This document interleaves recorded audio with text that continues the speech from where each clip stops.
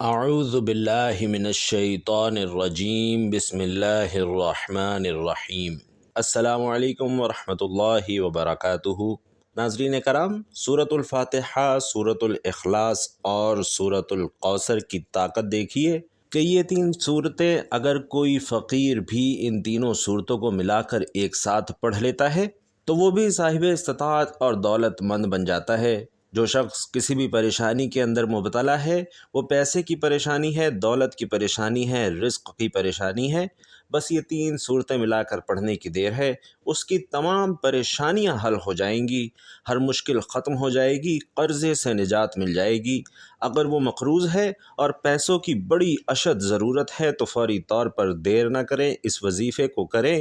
ایسی جگہوں سے پیسے کا، دولت کا انتظام ہوگا کہ آپ خود حیران رہ جائیں گے، کیونکہ قرآن مجید کی یہ تینوں صورتیں کمال کی ہیں۔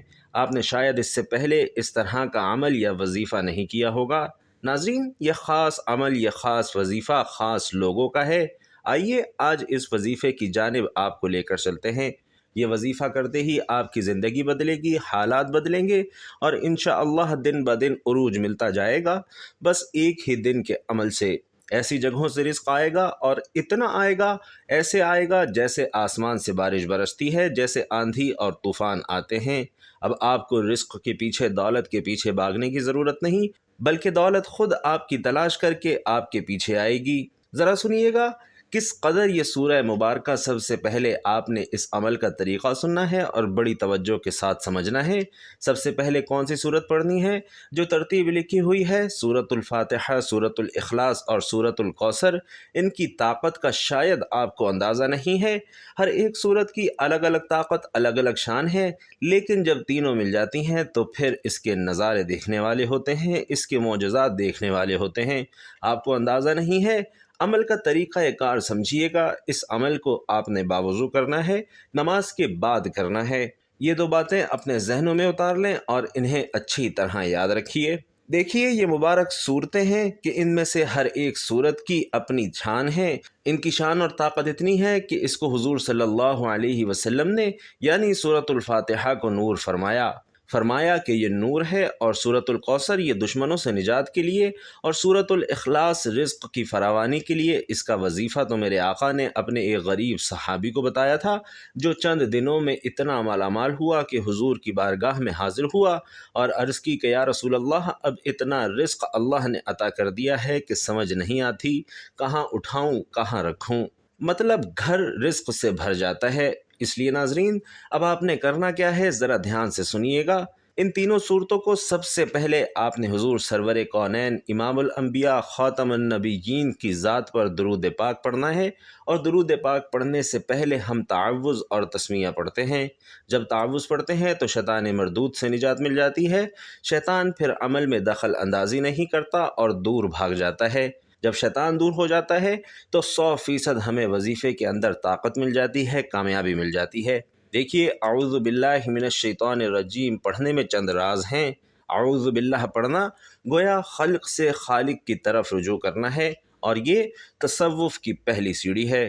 شیطان انسان کا دشمن ہے، رب العالمین انسان کا مولا ہے، مددگار ہے۔ مولا کے پاس حاضری دینے میں شیطان راستہ قطع کرتا ہے، توڑنے کی کوشش کرتا ہے، تو انسان پکار کر عرض کرتا ہے کہ اے مولا، تو ہی شیطان سے مجھے بچا اور اپنی بارگاہ میں حاضر فرما لے۔ اور انسان تصوف کی منازل جب ہی طے کر سکتا ہے جب ادھر سے طلب ہو۔ پھر اسی طرح قرآن کریم فرماتا ہے کہ قرآن کو نہ چھوئیں مگر پاک لوگ، تو قرآن مجید کی جلد کو پاک ہاتھوں سے چھوئیں، اور قرآن پاک کی عبارت کو پاک زبان چھوئے، قرآن پاک کے مضامین کو پاک دل چھوئے۔ تعوذ زبان کی طہارت ہے۔ شرک کرنے والے گویا قلبی جنبی ہیں، اور گناہگار گویا قلبی ہے، بے وضو ہے۔ تعوذ رحمت کا دریا ہے، کوئی بھی آ کر اس میں غوطہ لگائے تو پاک ہو جاتا ہے۔ اب آپ کو سمجھ آئی کہ تعوذ پڑھنا کتنا ضروری ہے۔ جب عمل کو شروع کرنا ہے، شروع کرتے ہوئے اعوذ باللہ من الشیطان الرجیم بسم اللہ الرحمن الرحیم پڑھنا ہے۔ یہ پڑھ کر اس کے بعد آپ نے نیت کرنی ہے کس چیز کی؟ دولت کی، عزت کی، شہرت کی، مالا مال ہونے کی، غیب کے خزانے سے رزق حاصل کرنے کی، اپنے لیے رب کی رحمت حاصل کرنے کی۔ الغرض آپ نے جو بھی نیت ہے وہ کرنی ہے۔ یہ جتنی چیزیں بتائی ہیں ان کو سمجھنا ہے اور یاد رکھنا ہے اور اسی طرح پڑھنا ہے۔ سب سے پہلے آپ نے درود پاک پڑھنا ہے 7 مرتبہ حضور علیہ الصلاۃ والسلام کی ذات اقدس پر۔ ایک مرتبہ ثواب کی نیت سے میرے ساتھ بھی درود پاک پڑھیے گا۔ اللہم صلی علی محمد وعلی آل محمد کما صلیت علی ابراہیم وعلی آل ابراہیم انک حمید مجید۔ اللہم بارک علی محمد وعلی آل محمد کما بارکت علی ابراہیم وعلی آل ابراہیم انک حمید مجید۔ ناظرین، جو ہم نماز کے اندر درود پاک پڑھتے ہیں وہی درود پاک آپ نے پڑھنا ہے، اس کے سوا کوشش کرنی ہے نہیں پڑھنا۔ دیکھیں تقریباً تمام انبیاء اولیاء کرام نے مختلف عبادتوں سے اعوذ باللہ پڑھی ہے اور ہر ایک نے پڑھی ہے، ہر مصیبت کے موقع پر، ہر پریشانی کے موقع پر، یہاں تک کہ ایک شخص پر بہت غصہ وارد تھا اور منہ سے جھاگ نکل رہی تھی۔ حضور علیہ الصلاۃ والسلام نے فرمایا اگر یہ شخص اعوذ باللہ پڑھ لے تو اس کی یہ حالت دور ہو جائے گی۔ بس معلوم ہوا کہ اعوذ باللہ پڑھنے سے غصہ دور ہوتا ہے جو 1000 گناہوں کی جڑ ہے، اور حضور صلی اللہ علیہ وسلم نے فرمایا کہ جو شخص روزانہ 10 بار اعوذ باللہ پڑھ لیا کرے تو اللہ اس پر ایک فرشتہ مقرر فرما دیتا ہے جو کہ اس کو شیطان سے بچاتا ہے۔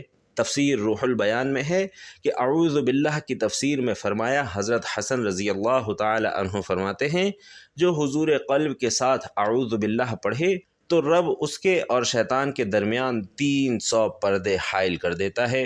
حضور صلی اللہ علیہ وسلم نے اعوذ باللہ کو مختلف عبادتوں کے ساتھ بہت سے فائدوں کے ساتھ دعاؤں میں وارد فرمایا ہے۔ چنانچہ مشکات شریف کی احادیث ہے کہ جو شخص بھی صبح شام تعوذ پڑھے گا تو زہریلی چیزوں سے انشاءاللہ محفوظ رہے گا۔ حضور علیہ الصلاۃ والسلام حضرت امام حسن اور حضرت امام حسین کو یہ دعا پڑھاتے تھے اور دم کرتے تھے۔ تو اندازہ لگائیے ناظرین کہ اعوذ باللہ کا کتنا دخل ہے۔ آپ نے شروع میں 10 بار اعوذ باللہ من الشیطان الرجیم پڑھنی ہے، پھر اس کے بعد بسم اللہ الرحمن الرحیم پڑھ کر درود پاک پڑھنا ہے جو تعداد بتائی ہے، اور پھر اس کے بعد آپ نے سب سے پہلے سورۃ الفاتحہ، اور اس کا مطلب ہے کھولنے والی، اس سے مقدر بھی کھلتا ہے، قسمت بھی کھلتی ہے، رزق کے دروازے بھی کھلتے ہیں، اس سے بہت ساری چیزوں کے راز کھلتے ہیں۔ اور دیکھیے جب کوئی فقیر کسی امیر کے دروازے پر جاتا ہے بھیک مانگنے کی غرض سے تو اس کی تعریف کرتا ہے، تو ہم نے سب سے پہلے اپنے رب کی تعریف کرنی ہے۔ گویا فقیر کا یہ کہنا ہے کہ گھر والا بڑا سخی ہے، یہ اس کی تعریف ہے۔ ہم نے کیا کہنا ہے؟ الحمدللہ رب العالمین، تمام جہانوں کا پالنے والا وہ رب ہے، اس کی ذات ہے تمام جہانوں کو پالنے والی۔ تو جب ہم اس کا ذکر کریں گے، اس کا تذکرہ کریں گے، اس طرح اس کی شان اور عظمت کو بیان کریں گے تو ناظرین کرام بات بن جائے گی۔ تو اس ترتیب کے ساتھ آپ نے اس عمل کو کرنا ہے۔ بزرگان دین کی عادت تھی کہ تلاوت قرآن پاک کے متعلق جدا گانا تھی۔ حضرات تو ایک دن رات میں 8 قرآن پاک مکمل کر لیتے تھے، 4 دن اور 4 رات میں بعض حضرات ایک دن میں قرآن پاک مکمل کر لیتے تھے۔ تو کتنے وہ لوگ کس درجے پر تھے، کس مقام پر تھے، ورنہ تو قرآن کا ایک ایک حرف پڑھنے پر اللہ کئی نیکیاں عطا فرماتا ہے۔ اس لیے ناظرین الف لام میم یہ 3 حروف ہیں، الف الگ حرف ہے، لام الگ حرف ہے، میم الگ حرف ہے، تو کتنی اس بندے کے نامہ اعمال میں نیکیاں لکھی جائیں گی جو آج اس طرح اس عمل کو کرے گا۔ یقین جانیے دنیا بھی سنورتی ہے اور آخرت بھی سنور جاتی ہے۔ یقین جانیے ناظرین دنیا بھی سنور جاتی ہے اور آخرت بھی سنور جاتی ہے۔ آپ کو اندازہ نہیں ہے کہ کس قدر آپ کو اس عمل سے فائدہ ہونے والا ہے، کس قدر اس عمل سے آپ کو طاقت ملنے والی ہے۔ اس لیے میں نے کہا کہ یہ کوئی راتوں اور مہینوں کی بات نہیں ہے، اگلے ہی لمحے تمہاری زندگی کے حالات بدلنا شروع ہو جائیں گے، تمہیں وہ سب کچھ ملنا شروع ہو جائے گا جس کی تم آرزو کرتے ہو، تمنا کرتے ہو، جو کچھ تم چاہتے ہو وہ ساری چیزیں تمہیں ملیں گی۔ بس اب آپ نے 10 بار سورۃ الفاتحہ کو پڑھنا ہے، بسم اللہ الرحمن الرحیم الحمد للہ رب العالمین الرحمن الرحیم مالک یوم الدین ایاک نعبد و ایاک نستعین اہدنا الصراط المستقیم صراط الذین انعمت علیہم غیر المغضوب علیہم ولا الضالین آمین۔ ناظرین، 10 بار آپ نے سورۃ الفاتحہ کو پڑھنا ہے، بسم اللہ کے ساتھ پڑھنا ہے، آمین کے ساتھ پڑھنا ہے۔ اب جو ترتیب میں آپ کو سمجھا رہا ہوں، اس ترتیب کو آپ نے نہیں بھولنا۔ یہ ذہن میں رکھیے کہ اس عمل کو دل پہ لکھ لیں، دل پہ اتار لیں، اپنی نسلوں کو بتا دیں، اپنے بچوں کو بتا دیں، انشاءاللہ وہ بھی دعائیں دیتے رہیں گے۔ جو شخص آج تک اپنے لیے، اپنی اولاد کے لیے کچھ نہ کر سکا تو کم از کم یہ وظیفہ ہی کر لے۔ کم از کم اگر اپنی زندگی میں خوشحالی چاہتے ہو، رونق چاہتے ہو، دولت، عزت، شہرت چاہتے ہو تو پھر جلدی کرنا، دیر مت کرنا، اس عمل کو ضرور کر کے دیکھنا۔ اب عمل کا جو طریقہ اور ترتیب میں بتا رہا ہوں، اس طرح آپ نے کرنا ہے۔ پہلی سورہ مبارکہ جو قرآن مجید کی بھی پہلی سورت ہے اور اس کے 20 نام ہیں، اس سورہ مبارکہ کو پڑھنا ہے، بسم اللہ کے ساتھ پڑھنا ہے۔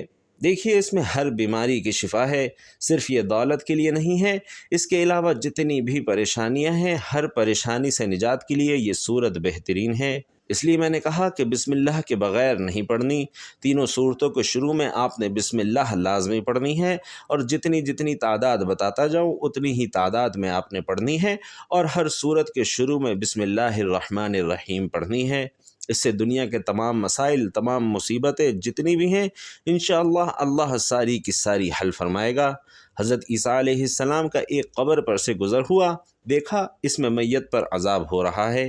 یہ دیکھ کر چند قدم آگے تشریف لے گئے اور وہاں سے استنجا کر کے واپس آئے، وضو کیا، اس قبر پر گزرے تو قبر میں نور ہی نور ہے، وہاں رحمت الہی کی بارش ہو رہی ہے۔ آپ بہت حیران ہوئے اور بارگاہ الہی میں عرض کیا کہ مولا مجھے اس کے بارے میں بتائیں، مجھے یہ راز بتائیں۔ ارشاد ہوا یہ سخت گنہگار اور بدگار تھا، اس وجہ سے عذاب میں گرفتار تھا، لیکن اس نے اپنی بیوی حاملہ چھوڑی تھی، اس کے ہاں لڑکا پیدا ہوا اور آج اس کو مکتب میں بھیجا گیا ہے۔ استاد نے اس کو بسم اللہ پڑھائی ہے اور ہمیں حیا آئی کہ ہم زمین کے اندر اس شخص کو عذاب دیں جس کا بچہ زمین پر میرا نام لے رہا ہے۔ تو دیکھا ناظرین، بسم اللہ کی کتنی برکت ہے۔ اور ایک روایت کے مطابق جس شخص کو سخت سے سخت مصیبت اور پریشانی آ جائے، 1000 مرتبہ بسم اللہ پڑھ کر 2 رکعت نفل پڑھے، ایک ہی دن کے اندر اندر بڑی سے بڑی پریشانی حل ہوتی ہے، اس کی بڑی سے بڑی حاجت فوراً اللہ کی بارگاہ سے پوری کی جاتی ہے۔ ایک ویڈیو کے اندر میں 2 عمل آپ کو دینے لگا ہوں، اور دونوں ہی اتنے طاقتور، اتنے کمال کے عمل ہیں کہ یقین جانیے آپ کی قسمت کھل جائے گی۔ یہ میں اپنے سینے کا راز بتا رہا ہوں، بڑی دیر سے میں نے رکھا تھا، دل نہیں کرتا تھا کہ اس راز کو بتاؤں، کیونکہ پھر لوگ محنت کرنا چھوڑ دیتے ہیں، لوگ پھر وظیفوں کی طرف ہی بھاگتے رہتے ہیں۔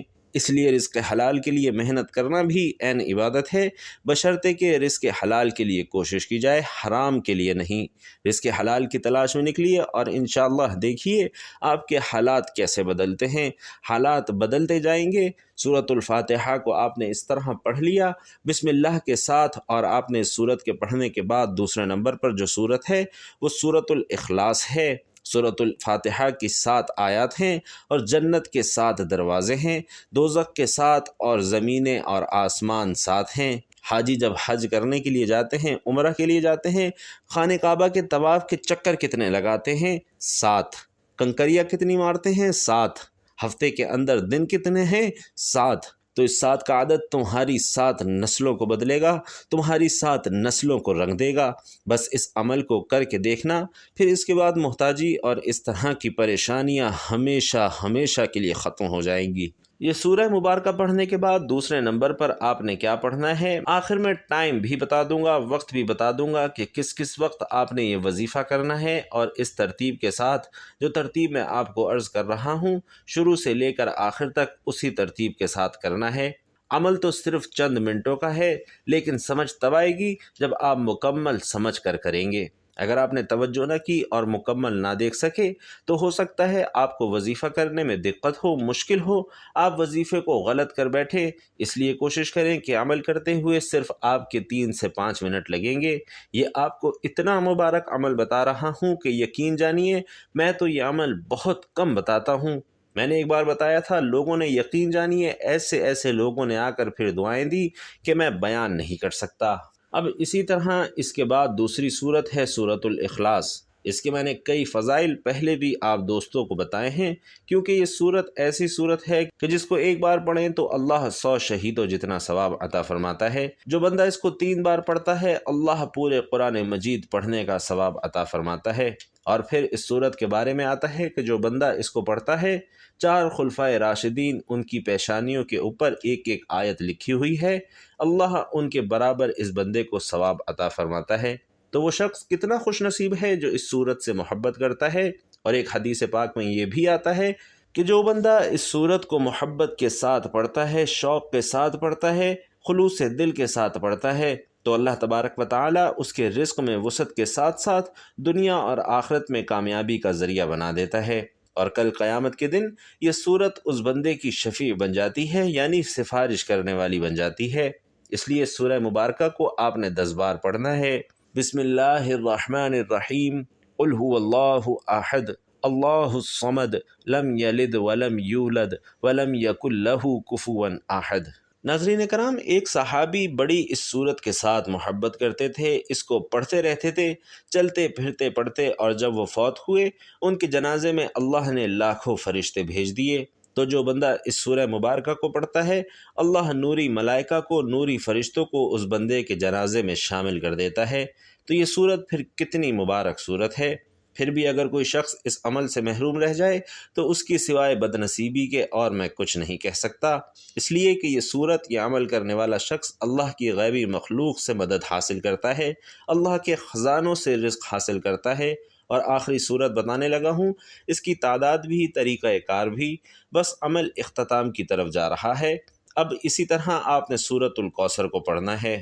بسم اللہ الرحمن الرحیم، انا اعطیناک الکوثر فصل لربک وانحر ان شانئک هو الابتر۔ ناظرین، سورۃ الکوثر کی 3 آیات ہیں۔ اس کی یہ قرآن مجید کی دیکھنے میں سب سے چھوٹی صورت ہے، لیکن برکت کے اعتبار سے سب سے بڑی صورت بھی اسے کہا جائے تو یہ اس کے لیے کہنا کافی نہیں ہوگا، اس لیے کہ اس کی فضیلت بہت زیادہ ہے، اس کی شان بہت ہے۔ تو یہ سورہ مبارکہ پڑھنے سے دشمنوں سے نجات ملتی ہے۔ یہ سورت ناظرین اس وقت نازل ہوئی جب میرے آقا کو لوگوں نے پریشان کر رکھا تھا۔ حضور علیہ الصلاۃ اس وقت پریشان اور غم زدہ رہتے تھے، تو اللہ نے حضور کے غم کو، پریشانی کو دور کرنے کے لیے اس سورت کا نزول فرمایا۔ تو اول و آخر جو درود میں نے بتایا ہے وہ درود پاک آپ نے لازمی پڑھنا ہے، کیونکہ درود و سلام پڑھنے کا حکم امام حسن رضی اللہ تعالی عنہ سے مروی ہے کہ آپ نے فرمایا کہ جب بھی حضور کی ذات پر درود پاک پڑھے تو خوش دلی کے ساتھ پڑھے، اس لیے کہ حضور درود سنتے ہیں، اس لیے محبت کے ساتھ پڑھا کرے، شوق کے ساتھ اور ذوق کے ساتھ پڑھا کرے، حضور علیہ السلام کا تصور کر کے پڑھا کرے۔ دعاؤں کی قبولیت کا یہ راز ہے، دعاؤں کی قبولیت کا یہ ذریعہ ہے۔ اب جب آپ نے اس عمل کو کر لینا ہے، اس طرح پھر آپ نے لا الہ الا اللہ محمد الرسول اللہ، حضرت موسیٰ علیہ السلام کی طرف وحی فرمائی، عرض کیا اے میرے رب، میں دعا کرتا ہوں تو اسے قبول فرما، مجھے کوئی ایسی چیز سکھا دے، کوئی ایسی دعا سکھا دے کہ میں تیری بارگاہ میں جب بھی دعا کروں تو میری دعا کو قبول فرمائے۔ موسیٰ علیہ السلام کو اللہ تبارک و تعالی نے فرمایا کہ موسیٰ یہ کلمات کہہ لیا کرو، لا الہ الا اللہ، کہ اللہ کے سوا کوئی عبادت کے لائق نہیں، تو میں تیری حاجت کو پورا کروں گا۔